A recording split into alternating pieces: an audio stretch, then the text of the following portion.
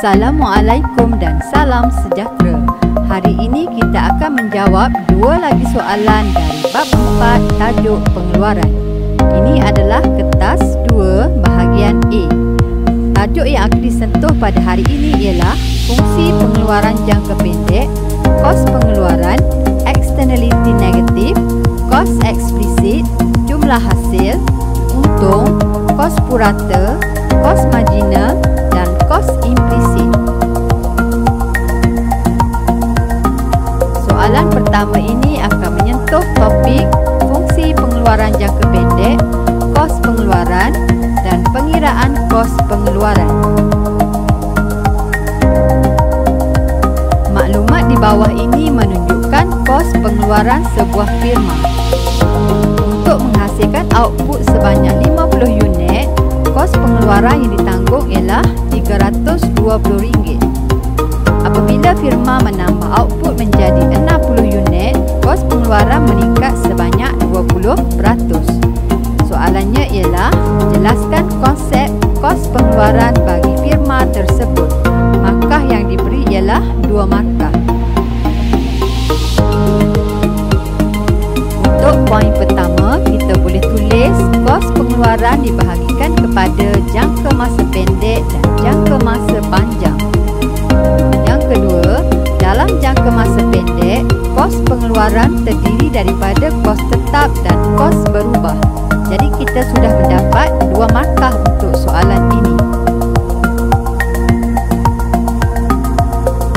Untuk poin seterusnya, kita boleh tulis kos pengeluaran terdiri daripada kos tetap dan kos berubah, iaitu sebanyak RM320. Kos pengeluaran bertambah sebanyak 20% disebabkan oleh peningkatan kos berubah sahaja. Untuk ceraian B, soalannya ialah hitungkan kos marginal bagi output unit ke-60. Markah diberi ialah 3 markah.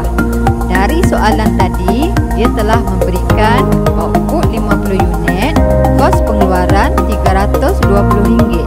Manakala apabila output 60 unit, kos pengeluaran meningkat 20%. Jadi kita kira dahulu jumlah kos pada output 60 unit. Sama dengan 120% darab dengan 320. Sama dengan 384. Ini adalah jumlah kos pada output ke-60 unit. Kita lihat semula maklumat yang diberikan dalam soalan tadi. Output 50 unit, kos pengeluaran RM320. Manakala output 60 unit, kos pengeluaran RM384. Jadi untuk mengira kos marginal bagi output unit ke-60, kita tolakkan 384 dengan 320 dibahagikan dengan 60 tolak 50. Jawapannya ialah RM6.40. Ceraian C. Jadual di bawah ini menunjukkan fungsi pengeluaran jangka pendek sebuah firma.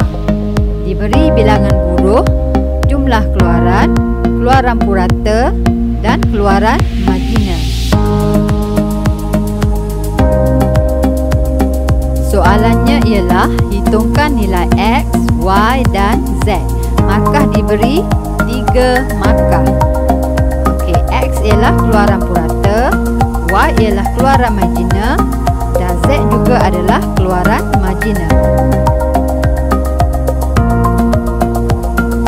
Untuk mengira nilai X iaitu keluaran purata, kita boleh gunakan formula keluaran purata sama dengan jumlah keluaran dibahagikan dengan input berubah. Jadi X sama dengan 186 dibahagikan dengan 4.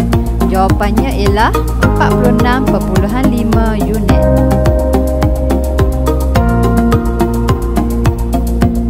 Untuk mengira nilai Y iaitu keluaran marginal, kita boleh gunakan formula keluaran marginal sama dengan perubahan jumlah keluaran dibahagikan dengan perubahan input berubah. Jadi Y sama dengan 104 ditolak dengan 44 dibahagikan dengan 2 tolak 1.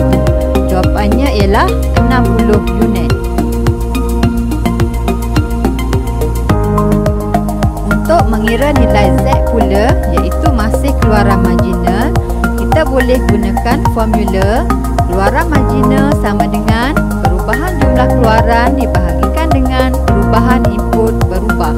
Jadi Z sama dengan 156 ditolak dengan 104 dibahagikan dengan 3 tolak 2. Jadi Z ialah 52 unit.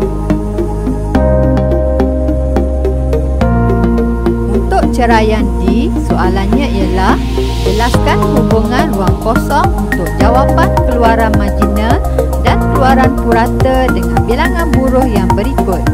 Yang pertama, bilangan buruh kosong hingga 3 orang. Markah diberi ialah 4 markah.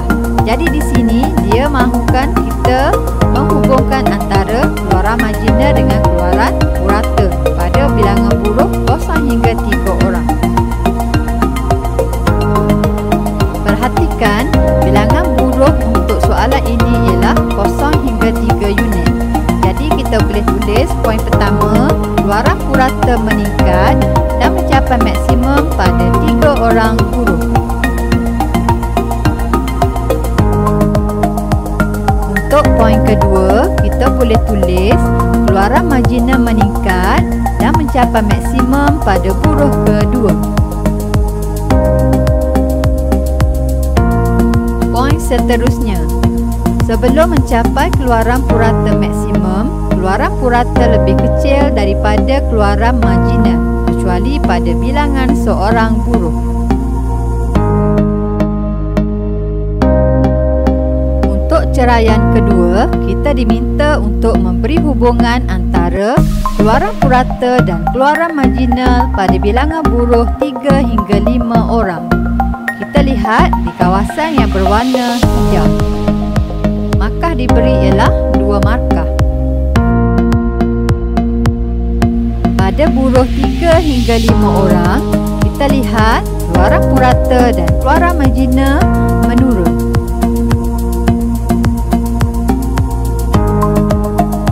Kita lihat pada bilangan buruh 3 hingga 5 orang, selepas 3 orang buruh, keluaran purata melebihi keluaran marginal.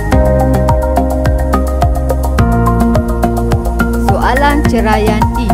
Jadual di bawah ini menunjukkan butiran perbelanjaan firma X yang mengeluarkan 100,000 unit syampu dalam masa 6 bulan. Bahan mentah 20,000, gaji pekerja 60,000, sewa kilang 15,000, air dan elektrik 5,000, insurans kilang 4,000. Untuk ceraian pertama, soalannya ialah hitung kos tetap. Markah diberi ialah 2 markah. Jadi kita lihat di sini terdapat 2 kos tetap, iaitu sewa kilang 15,000 dan insurans kilang 4,000. Jadi jawapannya ialah 19,000.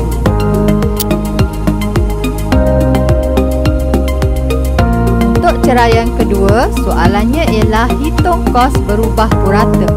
Markah diberi ialah 2 markah. Jadi untuk soalan ini kita boleh gunakan formula kos berubah purata sama dengan jumlah kos berubah dibahagikan dengan output. Terdapat 3 kos berubah di sini, iaitu bahan mentah 20,000, gaji pekerja 60,000 dan air dan elektrik 5,000. Kita bahagikan dengan output sebanyak 100,000. Jadi jawapannya ialah 85 sen. Untuk ceraian ketiga, soalannya ialah hitung kos purata bagi firma tersebut. Markah diberi ialah 2 markah. Kita telah mengira tadi kos tetap ialah 19,000, kos berubah 85,000 dan output ialah 100,000. Jadi untuk mengira kos purata, kita gunakan formula kos tetap tambah kos berubah dibahagikan dengan output, sama dengan 19,000 tambah 85,000 bahagi dengan 100,000.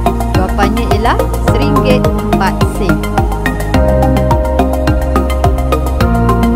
Sekarang kita lihat pula soalan kedua. Soalan kedua ini meliputi tajuk externality negatif, kos eksplisit, kos implisit, jumlah hasil dan untung.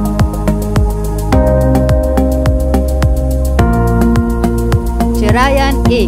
Gambar di bawah ini menunjukkan kesesakan lalu lintas di Bandaraya Bangkok, Thailand. Menurut The INRIX Global Traffic Scorecard, meletakkan Bangkok, Thailand, bandaraya yang ke-12 sesak dengan lalu lintas. Pemandu di Bangkok menghabiskan secara purata 64.1 jam setahun dalam kesesakan lalu lintas. Soalannya, jelaskan 6 kesan externality negatif daripada lalu lintas di Bangkok. Markah diberi ialah 6 markah. Jawapannya, yang pertama, kesihatan penduduk di bandar terjejas seperti asma dan batuk. Yang kedua, kos perubatan meningkat untuk membuat rawatan. Yang ketiga, asap kenderaan yang menyebabkan pencemaran mengganggu emosi penduduk bandar. Yang keempat, risiko kemalangan tinggi kerana pemandu merebut ruang.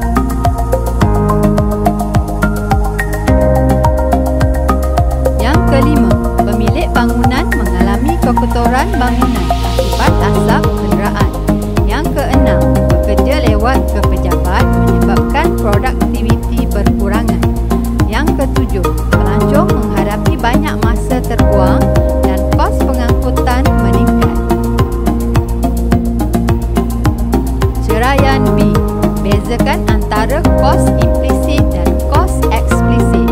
Markah diberi ialah 6 markah. Untuk perbezaan yang pertama, kos implisit ialah kos yang tidak dibayar dengan tunai, manakala kos eksplisit ialah kos yang dibayar dengan tunai.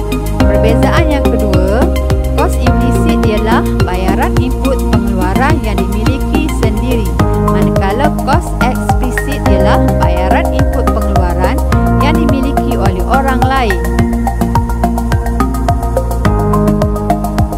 Perbezaan yang ketiga, kos implisit ialah perbezaan antara jumlah kos dengan kos eksplisit, manakala kos eksplisit ialah perbezaan antara jumlah kos dengan kos implisit. Contoh kos implisit ialah sewa bangunan yang dimiliki sendiri, manakala contoh kos eksplisit ialah bayaran upah pekerja. Soalan ceraian C. Uraikan perkara yang berikut. Yang pertama, jumlah hasil. Markahnya 4 markah. Yang kedua, untung. Markahnya juga 4 markah. Jawapan yang pertama iaitu jumlah hasil. Jumlah hasil ialah pendapatan yang diperoleh oleh firma daripada kuantiti output yang dijual di pasaran. Formula atau rumusnya ialah jumlah hasil sama dengan output jualan darab dengan harga per unit jualan. Kita boleh berikan contoh. Di sini contohnya ialah syarikat MH Sedia Berhad menjual 100 biji kek dengan harga RM40 per unit. Untuk mengira jumlah hasil, kita darabkan output jualan dengan harga per unit jualan sama dengan 100 darab dengan 40. Jadi jawapannya ialah RM4,000. Jawapan untuk yang kedua iaitu untung. Untung ialah ganjaran atau pendapatan kepada usahawan kerana menggabung dan menyelaras serta sanggup menanggung risiko ketidakpastian perniagaan. Untung ialah perbezaan antara jumlah hasil dengan jumlah kos. Formula atau rumus untung ialah jumlah hasil ditolak dengan jumlah kos. Contohnya, sebuah firma memperoleh jumlah hasil sebanyak RM5,000 dan jumlah kos ialah RM3,500. Jadi untung sama dengan jumlah hasil tolak jumlah kos, sama dengan RM5,000 tolak dengan RM3,500. Jawapannya ialah RM1,500.